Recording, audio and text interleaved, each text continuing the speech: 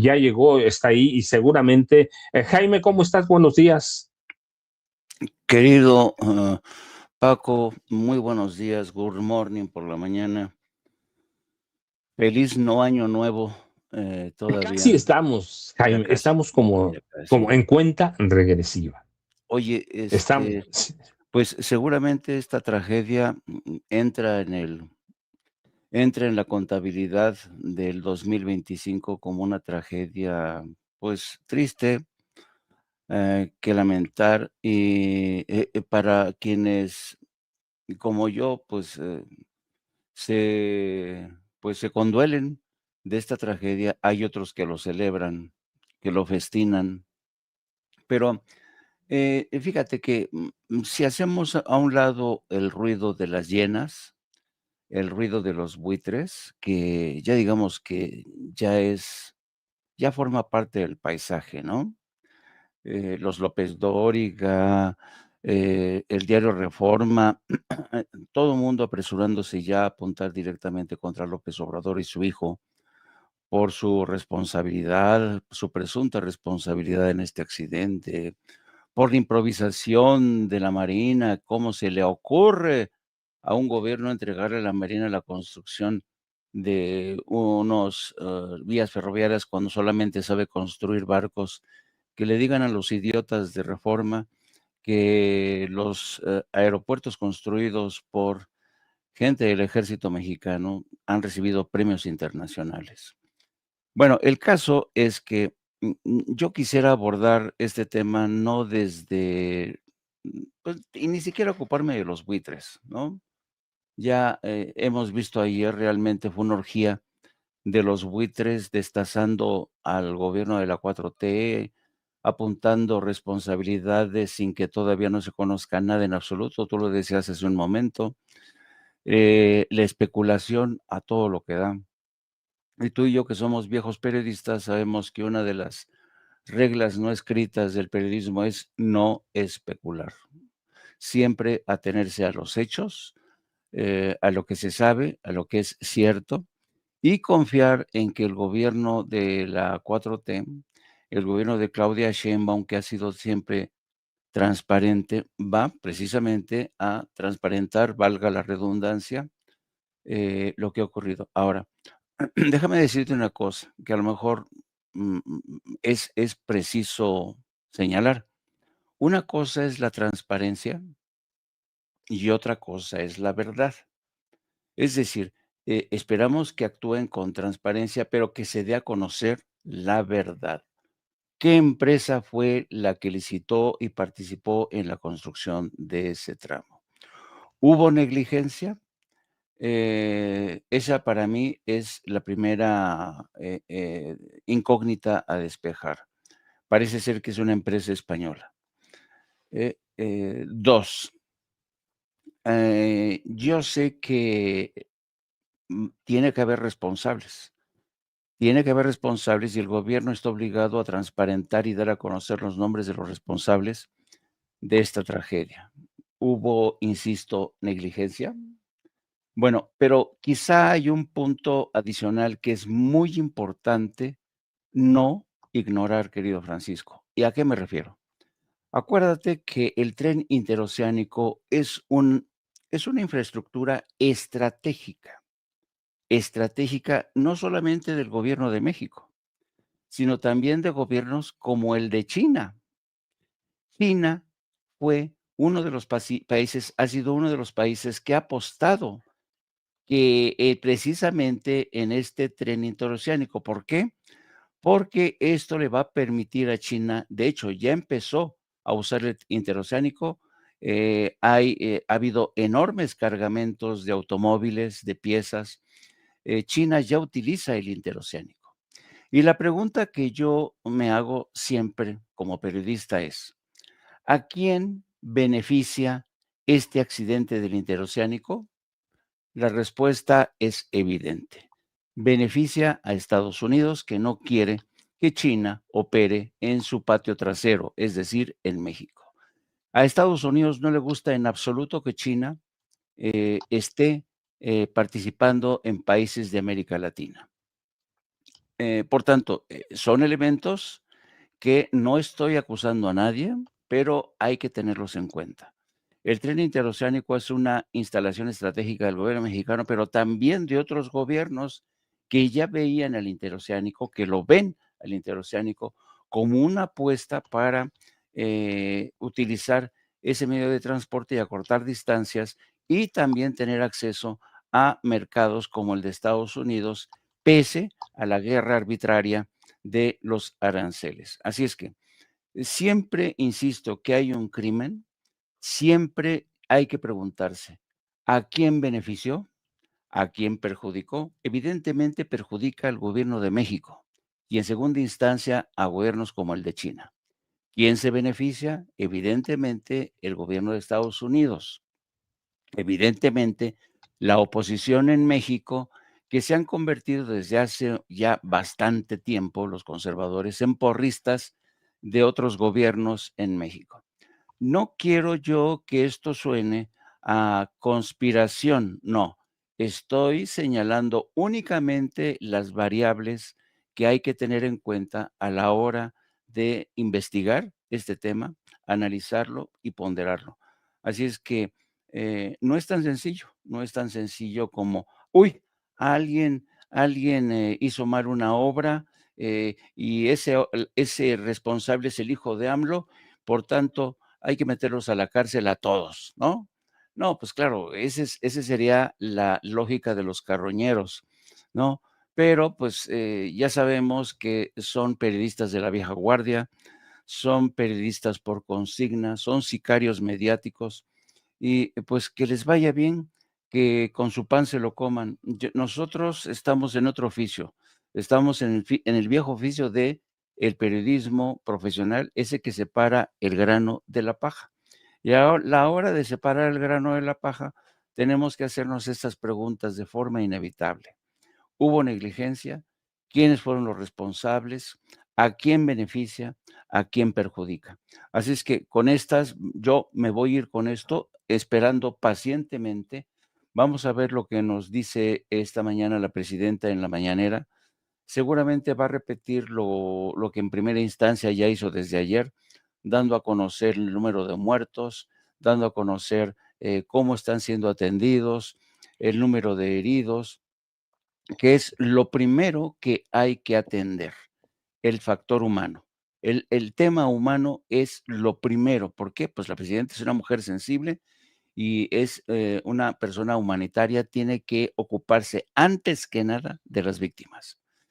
Después, ya conforme vayan avanzando las investigaciones, se irán despejando dudas. Pero yo insisto, habrá que estar muy pendientes de esta investigación. Y una última consideración. Creo que el tren interoceánico, lo mismo que el tren, ¿cómo se llama? ¿Cómo se llama? El Maya, El Tren Maya, el tren el Tren Maya, Maya. tienen que ser objeto de una continua vigilancia en todos sus tramos.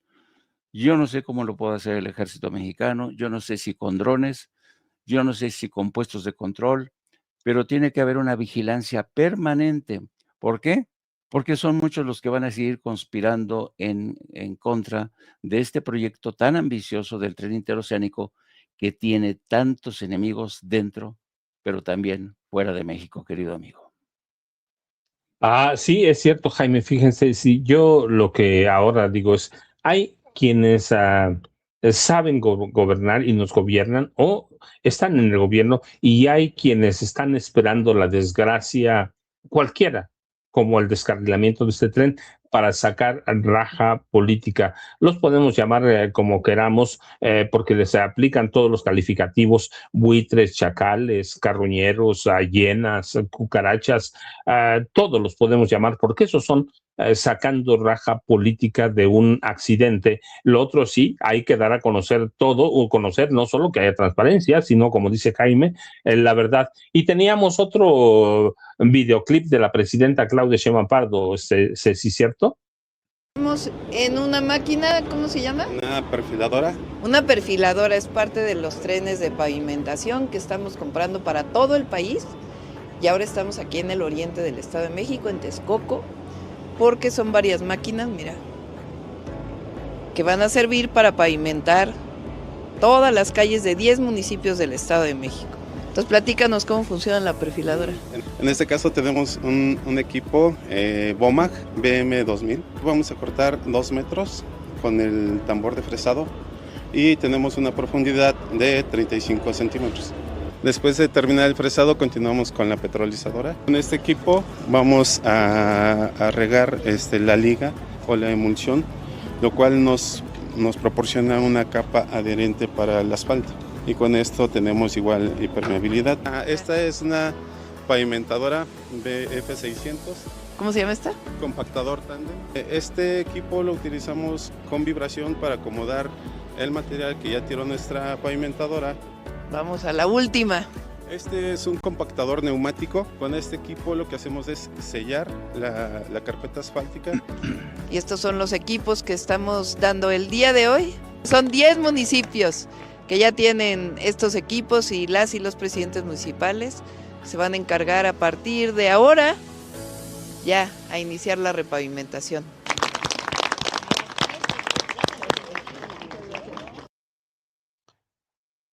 Y con esto yo hago el punto que les decía, sí, hay gobiernos que hacen, que gobiernan y que se dedican a trabajar.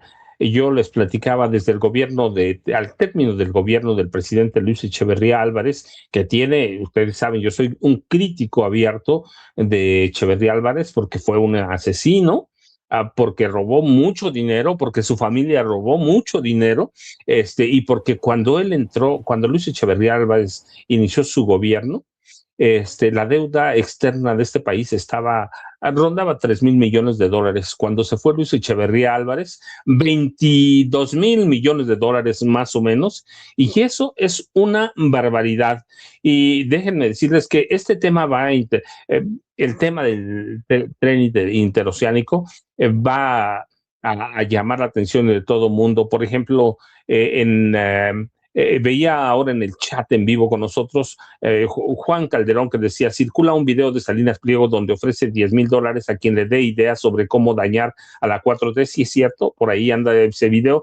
Lo que no vi es la respuesta que nos dice Juan, y hubo una persona que mencionó sabotaje a los trenes. O sea, va a haber de todo y sí hay que estar pendiente. O Rosa María Castañeda Ángeles, que dice: la Marina y la Armada deberán de poner vigilancia. Lo mismo que dice Jaime Hernández, vigilancia estratégica, militar y tecnológica en los trenes Maya e interoceánicos. Es urgente para evitar estos accidentes. Y sé que ya llegó ahí Norman Perr, así que ¿qué les parece si saludamos a Norman para que pues ya desplacemos a Vicente Serrano? La verdad, ya le quitamos el lugar, pero no, Vicente, eso es cierto. Os saludo, Vicente. Norman, ¿cómo estás? Buenos días. ¿Qué tal, Paco? Perdón, ¿cómo estás? Buenos días, maestro Jaime. Buenos días a toda la audiencia que nos acompaña y todos los días. Norman, mira, es que hay muchos temas y ahora entramos a ellos, pero tú, ¿desde qué punto ves el accidente del tren interoceánico allá en Oaxaca, 13 víctimas mortales, y cómo la oposición salió carroñera, como siempre? Yo digo, el gobierno trabaja, pero hay gente que va a usar esto como cuestiones políticas. ¿Cómo ves? ¿Qué interpretación le das a esto? Que prefieren que le vaya mal a México con tal de saciar su odio, Norman.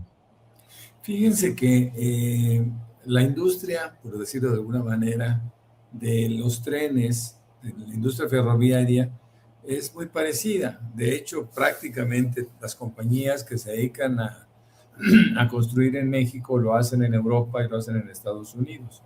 Es decir, para empezar, tenemos que hacer un deslinde de aquellos que piensan que lo que se hace en México se hace mal hecho. No, esto es de carácter internacional. Al margen de vagones y demás, hay cosas que se hacen con estándares internacionales. Pero también queremos pasar por alto, o quieren pasar por alto, la oposición, que pues, por supuesto que ahora está empleando esta tragedia, mañana seguramente hará otra. Por ejemplo, en este año que termina, de 2025, en Puebla, México, hubo 23 accidentes ferroviarios entre enero y septiembre, superando los 19 de 2024. Pero eso es carga. Entonces, cuando no son pasajeros, la gente dice, bueno, hablemos nada más de pasajeros, pero en México no hay trenes de pasajeros, o no había, apenas se inicia. Tlaxcala reportó varios incidentes, incluyendo arrollamientos y descarrilamientos. Guanajuato tuvo un accidente grave en Irapuato en agosto, con 6 muertos y 2 heridos. Oaxaca sufrió un descarrilamiento en Izanda, con 241 pasajeros y 9 tripulantes, dejando 20 lesionados. Bueno, algunos de los estados con mayor de incidentes en México son Guanajuato, con 174 reportes, Coahuila, 144 reportes, Tlaxcala, 92 reportes, Aguascalientes, 72 reportes, Baja California también tuvo 60 y tantos reportes. ¿Qué pasa con esto? Que bueno, cuando no son pasajeros, los de carga no cuentan, ¿no? Y no, debemos de tomar en cuenta todos, absolutamente todos los accidentes que se han presentado. Ahora, si hablamos a nivel mundial, bueno, pues hay una enorme cantidad de accidentes. En España, en la Unión Europea hubo 1,500 accidentes. Entonces, bueno, es un poco como cuando se inunda en Nueva York el metro, ¿no? Que son inundaciones bestiales. Bueno, no, pero esa no cuenta. Lo que cuenta es cuando se inunda el metro de la Ciudad de México en la estación tal, ¿no? Eso de ser selectivos, mi querido Paco, mi querido Jaime, pues son alternativas de carácter político de muy baja monta, porque aprovecharse de la desgracia, de la tragedia humana, es probablemente uno de los peores crímenes que se puede cometer en contra de la humanidad. Creo que la oposición mexicana sigue exactamente en la misma línea, y es una línea que no les lleva a ninguna parte, ¿no? Es una línea interminable de vergüenza, es una línea interminable de errores que seguramente les va hundiendo tanto que, por ejemplo, si nosotros vemos cuál es el impacto en el gobierno que tiene estas críticas a la tragedia, bueno, pues tenemos que pensar también en que varias encuestas que fueron ahora publicadas a finales de este diciembre, pues le dan un nivel de aprobación a la presidenta de la República igual o cercano al 77%. Por ejemplo, True Research International reportó una aprobación del 77.5% en su evaluación semanal del 22 de diciembre de 2025. Factométrica indicó que la presidenta concluyó el año con una aprobación del 76.1%. Otras casas encuestadoras como el Heraldo de México y el Soberano también reportaron cifras en torno al 77% durante el año. ¿A dónde van a llegar? Pues yo no sé. Y hay muchas tonterías. Y hay muchas tonterías que comparten, que se atreven a compartir, que ya no se quedan en sus mentes, ¿no? Por ejemplo, hay una señora que ustedes conocen que se llama Alessandra Rojo de la Vega, que está haciendo uno de los peores gobiernos que tuvieran en la Ciudad de México. Ella dice que el partido de México, más grande de México, no es Morena, son los 40 millones de abstencionistas. El problema, y hay que decir a ella, que de esos 40 millones de abstencionistas no hay nada en común.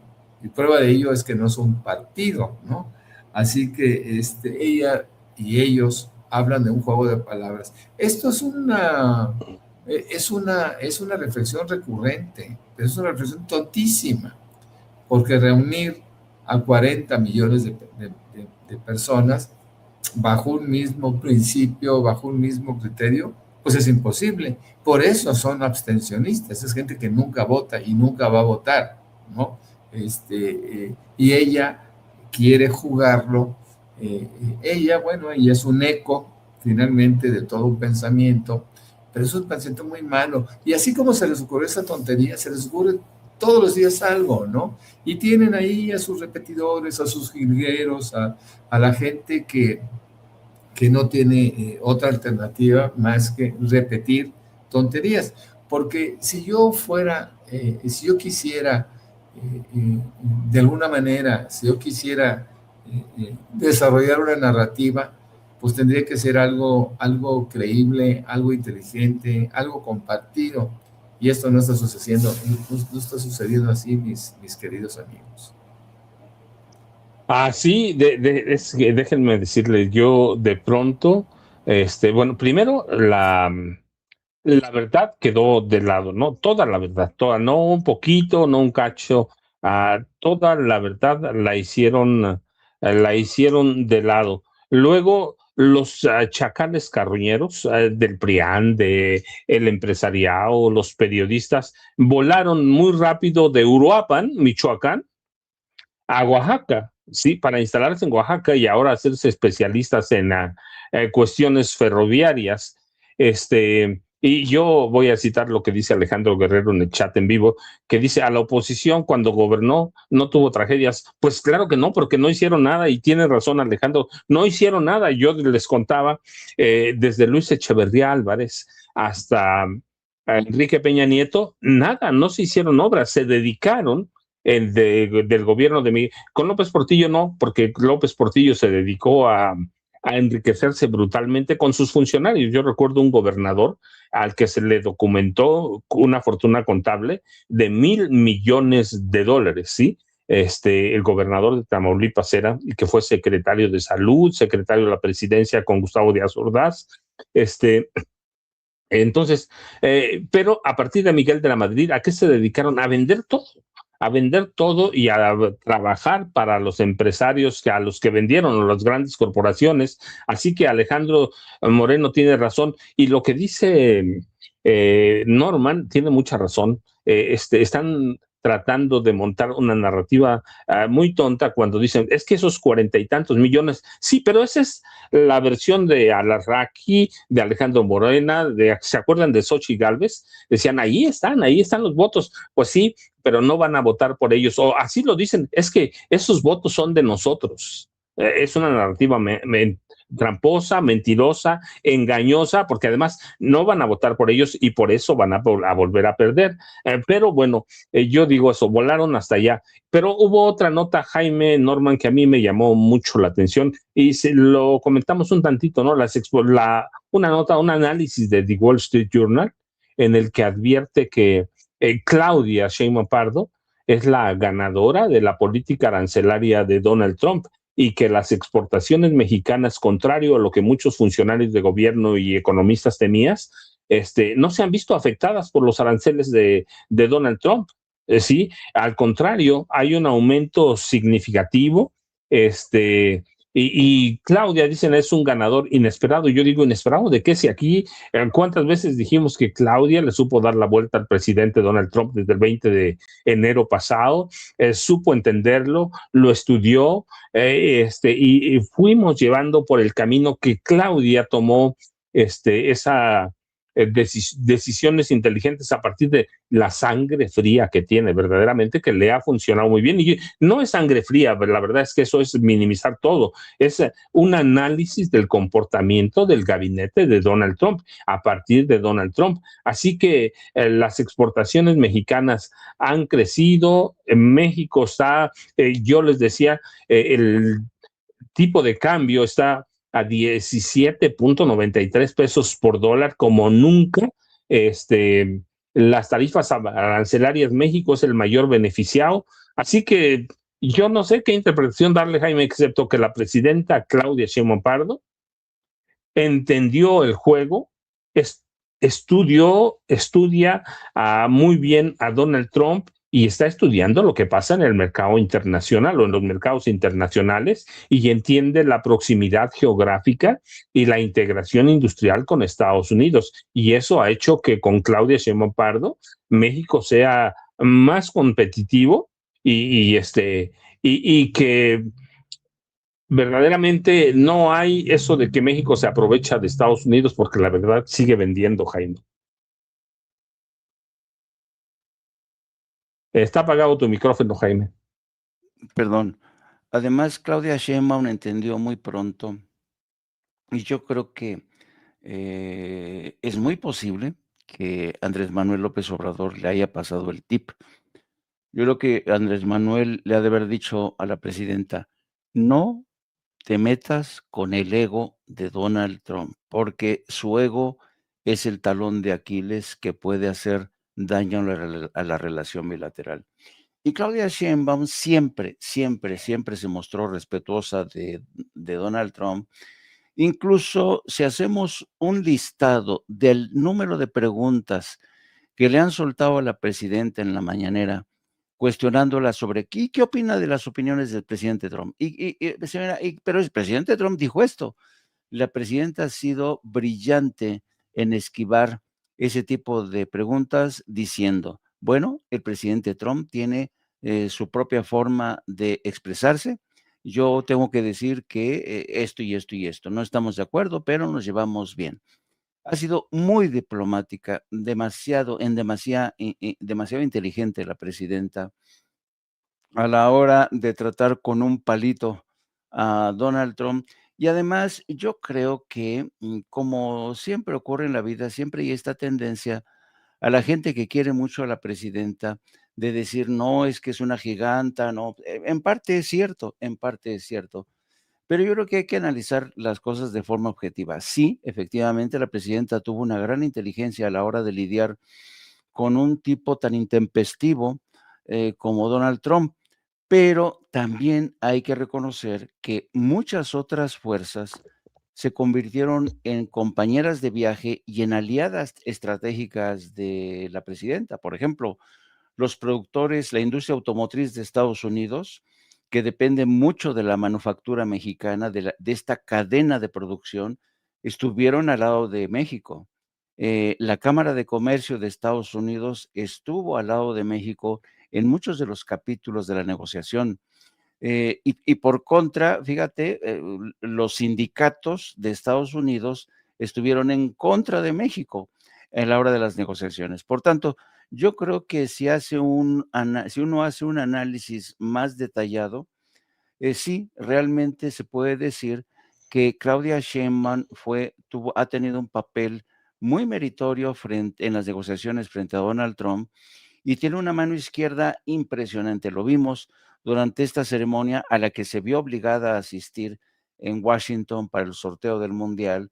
Vimos cómo había este ambiente de camaradería, pero claro, la presidenta de México sabe muy bien que jamás, jamás de los jamases se va a poder confiar en un gobierno como el de Estados Unidos, esté bajo bando demócrata o republicano. Así, sí, qué bueno, y es una nota atractiva, el titular vende mucho, de que Claudia es la ganona de esto, pero no es tan así, no es tan así cuando aterrizamos la información e incluimos todos los elementos en cuestión. Que México, la enorme ventaja que tiene, la enorme ventaja estratégica, quiero decir, que México tiene es precisamente su proximidad con Estados Unidos, para bien y para mal, porque la mayoría de las empresas que tienen inversión en México son de origen estadounidense y a ellas no les conviene que haya una guerra abierta, cruel, arancelaria con México. ¿Por qué? Pues porque saben que efectivamente van a perder ellos mismos. Y de ahí que la Cámara de Comercio de Estados Unidos siempre haya estado, no al 100%, pero en la gran mayoría de los casos del lado de México. Así es que qué bueno que las cosas han sido así. Siempre hay esta tendencia, y sobre todo de parte de los gobiernos extranjeros, y sobre todo de medios que se dedican al área económica, hay esta tendencia a decir: "El ganador es fulanito", ¿no? Pero cuando todos sabemos, incluso fíjate, eh, la presidenta casi siempre que se le dice a uno, oiga, pero usted la considera la ganadora, siempre ella introduce un matiz. Bueno, sí, porque esto y esto y esto y esto, porque sabe muy bien ella que, que el mérito sí es en buena medida de ella, porque ella es la jefa de Estado, pero las circunstancias y sobre todo el equipo que ha acompañado a la presidenta, también ese es otro ángulo, el equipo que ha acompañado a la presidenta ha hecho una buena labor. Yo no, ¿cómo se llama? Marcelo Ebrard no es santo de mi devoción, pero tengo que reconocer que ha hecho un buen trabajo hasta donde sabemos, ¿no? Ahora, sí, el único, y me vas a permitir, querido amigo, me van a permitir, el único reclamo que yo le hago esta mañana a la presidenta, sin acritud, pero es un reclamo, es, señora presidenta, por favor, ya deje de hacernos competencia a nosotros los reporteros. ¿Viste cómo estaba entrevistando al de las máquinas perfiladoras? ¿Viste cómo estaba en plan de reportera la presidenta? No, Paco, no vamos a permitir, eso es intrusismo. Vamos a quejarnos a la Comisión Nacional Defensora de Derechos Humanos de los periodistas, entrevistadores, opinadores y demás. Y exacto. vamos a decirle, Jaime, elevar tu protesta formal y vamos a hacer un plantón frente a la presidencia de la República. Te vamos a llevar tu banquito para que Pero no, déjenme decirle. Qué guapa reportera. Qué guapa reportera estaba ahí entrevistando el de las máquinas. Jaime, te vas a echar de cabeza, pero cuando somos poco más de 7,200 personas en esta familia sin censura, recuerden, like o me gusta, como dice Vicente Serrano, para que no nos extrañe, que seguramente nos está escuchando mientras viaja, una lluvia de likes. Y denle a la campanita para que esos cabrones de YouTube no escondan nuestro contenido. Así que recuerden, una lluvia de likes. Denle a la campanita ahí. Y si no le tienen, se la borraron, hay que seguirle machacando. Así que por favor eso, y recuerden también los superchats, ahí los tenemos. Que Ceci Vega nos lo recuerda con una flechita. Y sí, como dice Ceci, sí que estamos baneados en Sin Censura TV, pero hay que dar la batalla todos los días, y cuando no está Vicente hay que darla más para entregar buenos resultados, porque YouTube sí, seguramente que nos esconden, así que hay que darle a la campanita. Lo hemos visto, hay programas que estamos en 15,000 vistas o likes y de pronto caemos a bien poquitos, la verdad, caemos a 8,000, 9,000, y eso es porque nos están escondiendo. Así que ya sabe, campanita, y like o me gusta, chats, super chats, y recuerde que también tenemos una cuenta bancaria en Banorte, a nombre de Vicente Carlos Serrano Arroyo, para el chayotito del pueblo, como lo llama Vicente Serrano, y el número de cuenta, discúlpeme, el número de tarjeta, ese en realidad es la tarjeta, es en Banorte 4189-1400-5511 8185. Y comercial lo impulsamos para esconder las preferencias y las quejas de Jaime Hernández para la nueva reportera que vimos entrevistando ahí a un maquinista. Jaime, elevada tu protesta, bien tomada. Muchísimas gracias. Pero Norman, de pronto parece que hay una contradicción en Donald Trump, que no se puede esconder y queda expuesto, porque cuando habla de los abusos de México, en realidad a quienes está beneficiando, por ejemplo, ahora es en la cadena productiva, lo decía Jaime, es a los industriales de su país. También, claro, se beneficia a México, pero si castiga a alguien, va a castigar a los industriales de su país. México no roba empleo, les está dando empleo también, está generando, y es algo que de pronto no vemos, y resulta como ahora, ¿no? Que México sí está ganando, pero gana Estados Unidos también, Norman. Sí, bueno, en una combinación, ayer lo veía yo de una estadística, ya muy tarde, de una estadística mundial que se puede obtener información de diferente índole, y en este caso concretamente hablaban de los aranceles. México es quien en una combinación de aranceles, incluyendo acero, aluminio, etcétera, etcétera, es el país que tiene la menor tasa de arancel. Y claro, acuérdense que un 80 y tantos por ciento, 86 si no me equivoco, representa justamente los productos que están todos, perdón, bajo el Tratado de Libre Comercio del TEMEC, y todo eso nos da un porcentaje de 4 y fracción por ciento en términos de aranceles. Nosotros siempre lo dijimos, esto no es nuevo, lo dijimos hace muchos meses en otro programa, en el programa nocturno, que México sería el gran ganador, pero hay motivos para pensar en ello. Pensamos que también Canadá se podría beneficiar, pero hay motivos suficientes para pensar en que México sería el gran ganador. Primero, esa integración que hay en términos económicos con los Estados Unidos. Tenemos muchísimas empresas estadounidenses en México que ciertamente ocupan mano de obra y también algo de insumos mexicanos, y por eso, y que exportan a su país, así que, y al resto del mundo. Y así que, bueno, pues ese era uno de los grandes beneficios. Tenemos también la cercanía, 3.200 kilómetros de frontera, en donde todos los días pasa mercancía para los Estados Unidos y viceversa. Es decir, tenemos una tremenda integración de carácter comercial, pero también cadenas productivas que se han venido consolidando, y que a veces es hasta un poco difícil identificar cuál es el componente estadounidense, canadiense, mexicano, etcétera, pero bueno, se está logrando. Yo creo que ahí hay que decirlo, Marcelo Ebrard está haciendo un buen trabajo, un buen papel. Sabemos que hasta ahorita, y hay que decirlo siempre de esa manera, hasta ahorita México es el gran ganador. Ahora, no hay que olvidar que pronto, tanto como la próxima semana, se vuelven a reunir los negociadores para que a mediados de año se tenga ya un tratado, un TEMEC absolutamente revisado y negociado, porque en esto tiene mucho que ver la capacidad de negociación que se tenga, y yo creo que México la tiene. Cuando se habla de que la presidenta, y esas son las cosas que a mí me pueden molestar mucho, cuando se cuestiona que la presidenta ha sido permisiva, ha sido hasta abyecta, dicen la oposición, con respecto a su relación con Trump. Me parece terriblemente injusto esto, porque la presidenta, ciertamente que tiene una ideología absolutamente diferente a Trump, ha sido capaz de negociar con mesura y con objetividad los intereses de todo un pueblo.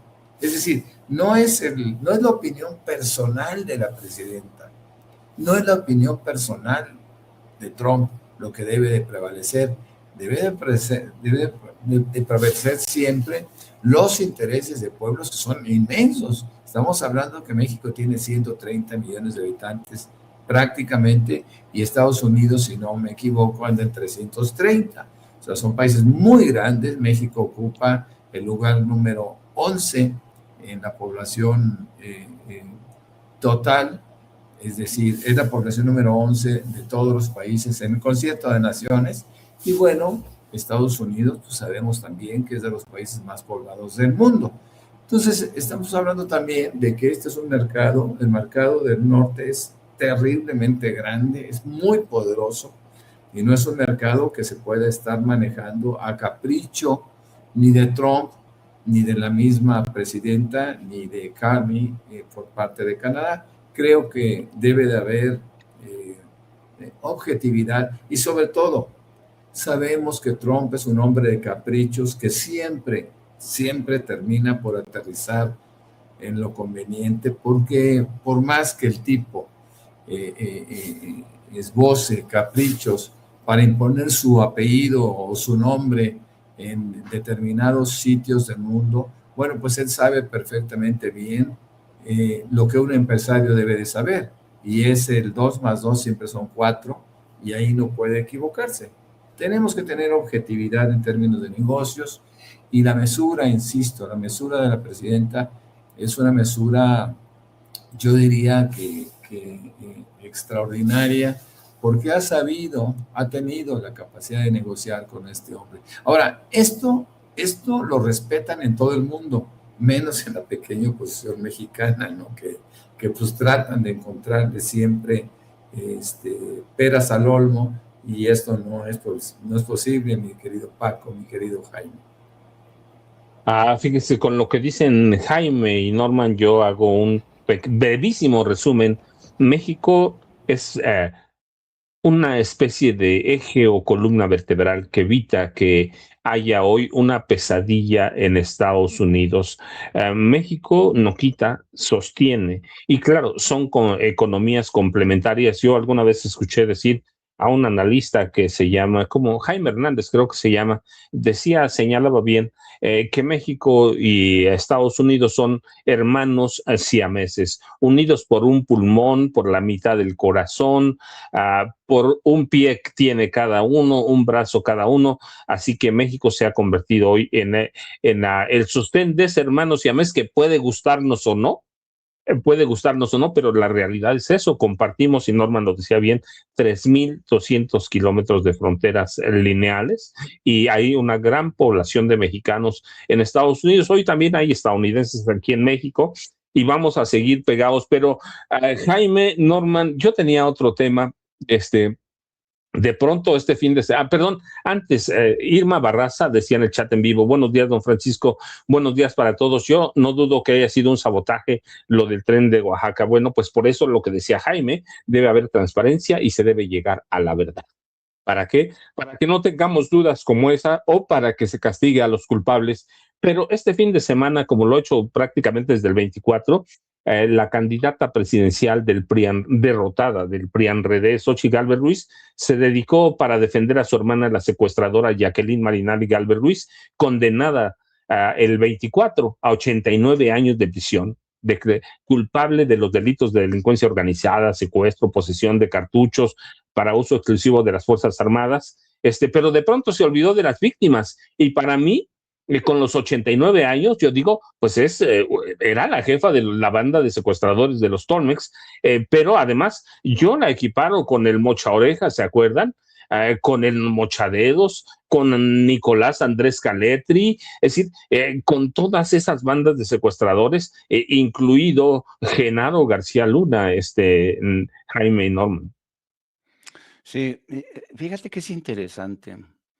Es interesante este caso de Xóchitl Gálvez, que desde siempre ha mantenido una defensa de su hermana, ¿no?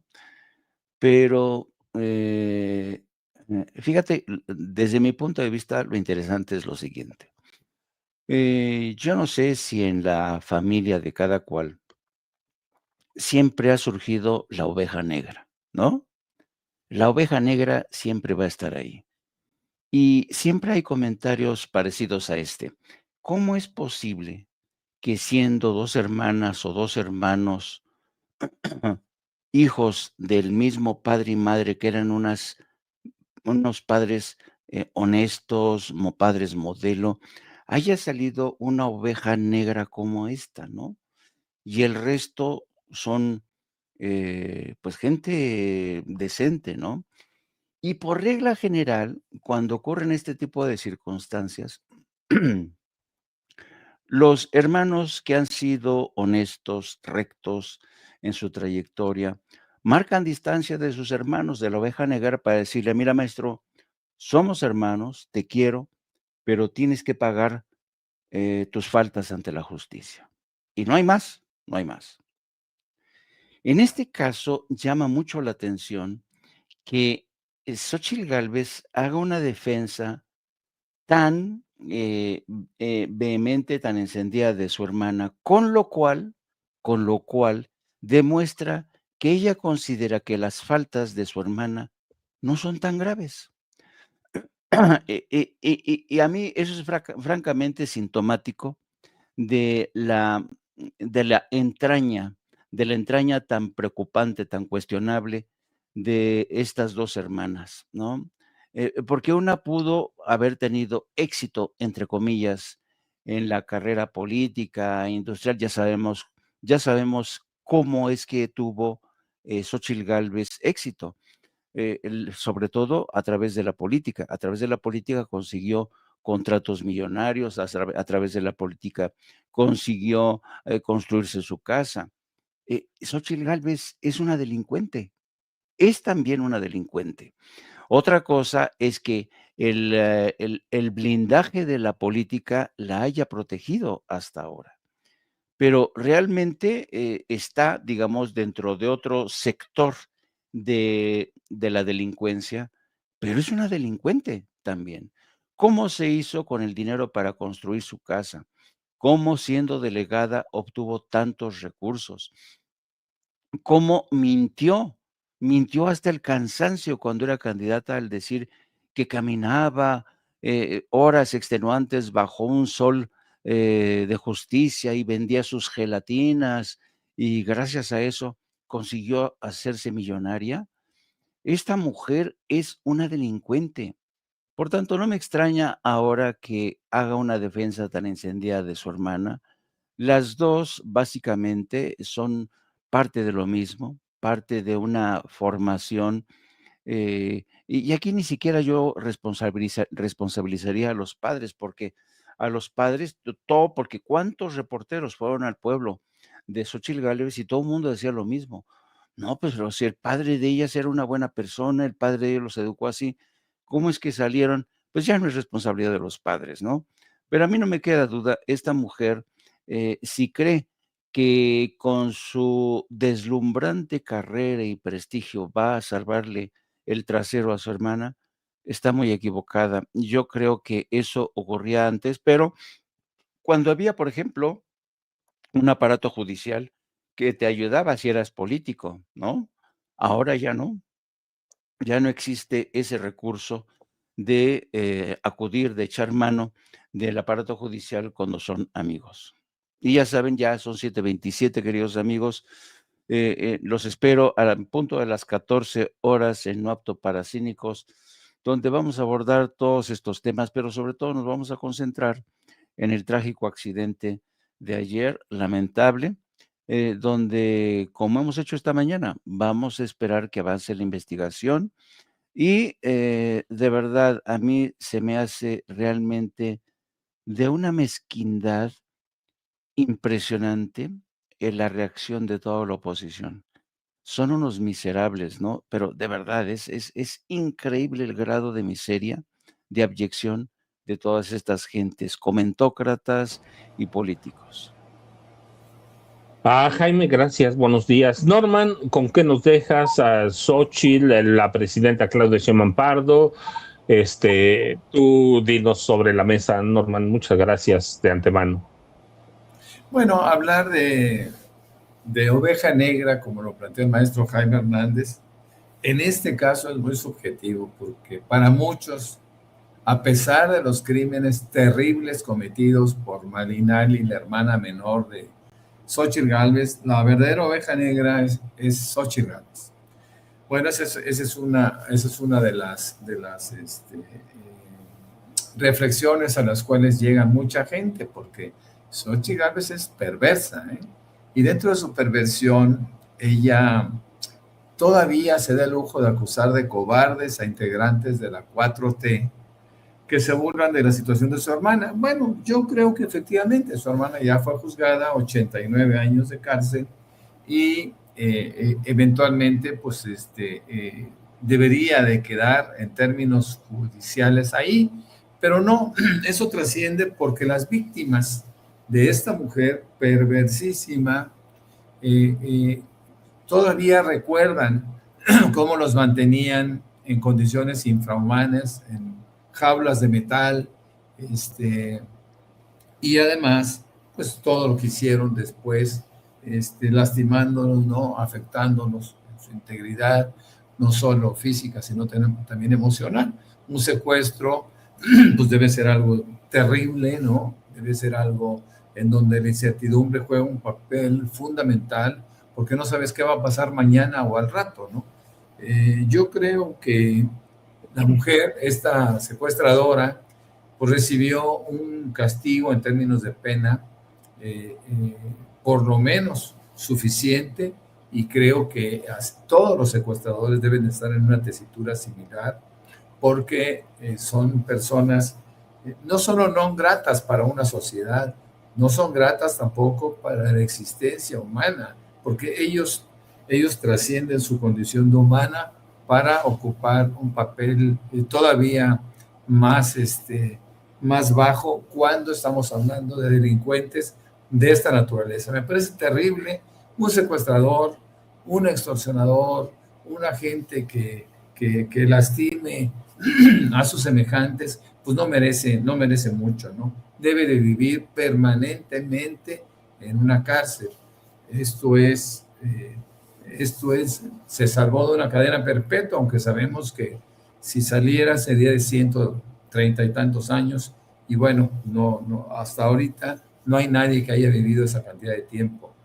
Bueno, pues yo quisiera invitarlos para que nos vean a nosotros tres, al maestro Paco Hernández, al maestro Paco Cruz, al maestro Jaime Hernández. Jaime Cruz. Jaime Cruz o Paco Hernández es prácticamente lo mismo. Se ha dado una simbiosis extraordinaria entre ambos grandes periodistas y comunicadores. Y bueno, pues nosotros nos reunimos de 7 a 9 de la noche, todos los días, de lunes a viernes. Basta con que se incorporen con Norman Pearl TV y con eso ya basta. Inmediatamente se les lleva a este programa. Yo creo que nosotros, bueno, desde ahorita les avisamos, no habremos de trabajar, porque sí le decía yo al maestro Paco, no habremos de trabajar ni el 31 ni el 1. Ya viene la presidenta, según vemos una figurita por ahí, una sombrita que se parece mucho a ella. Una sombra. Y está a punto de entrar. Pues que tengan muy buen día, que pasen muy bien y los esperamos más tarde. Hasta luego.